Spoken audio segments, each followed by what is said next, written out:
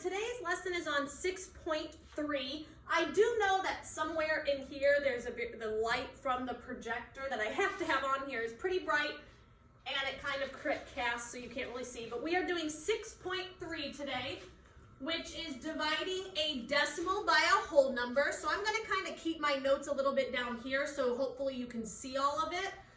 So we are going to it is dividing a decimal with a whole number, which is different than dividing a decimal by a decimal. They're very similar, but right now we are focusing on just a whole number. So step number 1 says to write your division equation. That seems very basic, but you need to write it down. Step number 2 is very important. Make sure that the decimal is in the correct spot. That is very, very important because that changes your answer depending on where that decimal is.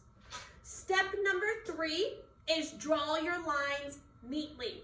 We talked a lot in class about the importance of this because if you don't have your numbers exactly where they should be, your answer will be off because you won't know where to place your decimal. Now you can estimate and use some other things to help you figure it out, but for the most part, just make sure those lines are really nice and neat so that way you don't have any problems. And then step number 4 is divide. And it says to just ignore the decimal for now. So don't even think about that decimal yet.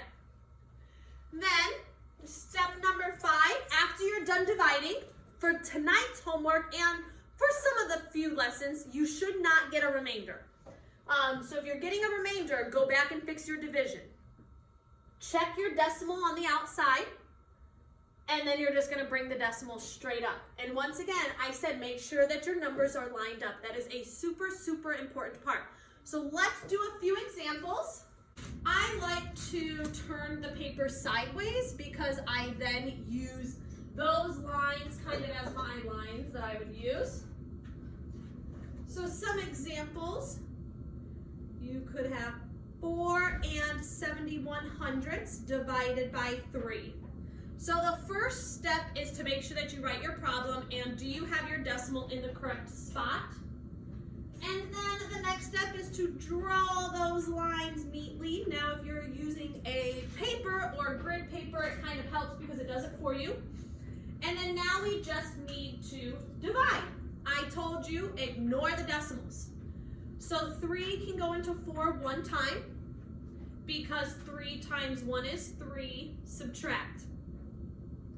4 minus 3 is 1, bring down your 7. 3 can go into 17 5 times because 3 times 5 is 15. So far we are not doing anything new. Everything, all of this is just basic division. 3 can go into 21 7 times. 3 times 7 is 21. And for all of the problems that they will be doing, at least for a while, they will get a remainder of 0. So some of the students that I help, they're like, I'm getting a remainder. At some point you did the division wrong. Nothing new so far. Nothing is new so far. Now I am getting the kids in the habit of checking over here, do you have a decimal? Because in a few days the answer will be yes, and then that changes how we do it a little bit. Right now there is no decimal over here, so this decimal just goes straight up. So my answer, this decimal goes straight up. So my answer is 1 and 57/100ths. Your decimal just goes straight up. And I tell the students to think about this. You have $4.71 and you're sharing it between 3 people. Each person will get about $1.50.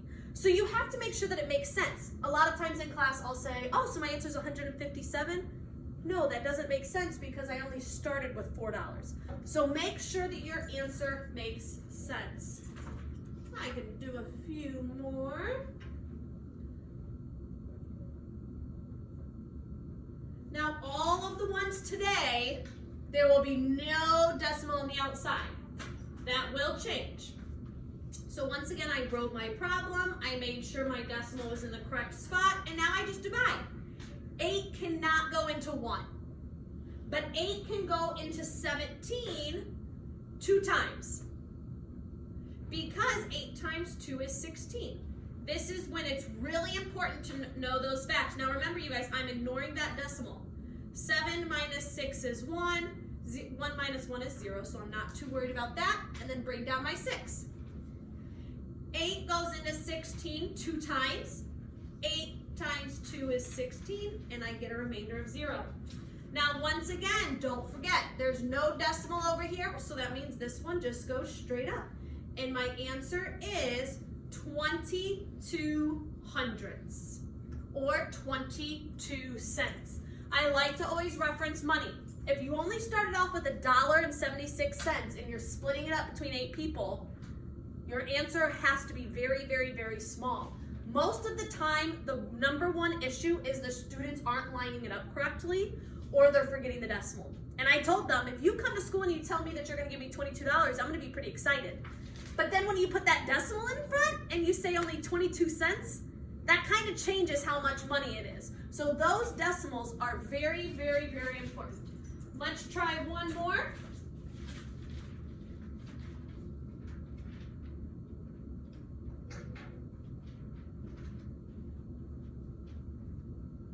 So once again, you really want to make sure that you are just writing the problem correctly and that your decimal is in the correct spot. Then draw your lines. And now you're going to divide, and you are completely ignoring this decimal. 7 cannot go into 2, but 7 can go into 23 3 times, because 7 times 3 is 21. Subtract. 3 minus 1 is 2. 2 minus 2 is nothing. Bring down your 8. 7 can go into 28 4 times, because 7 times 4 is 28. So remember, all of your problems today, you should end up with a 0. If you didn't, that means that you divided somewhere wrong. Because so far, none of this is new. We know how to divide. Now, there's no decimal over here, so this one just goes straight up. And my answer is 34 hundredths. So there is not much new to this. It is just pure division. Because there's no number on the outside right now, this decimal just goes straight up. So make sure that your division is correct, and for the most part, you should get all of this correct.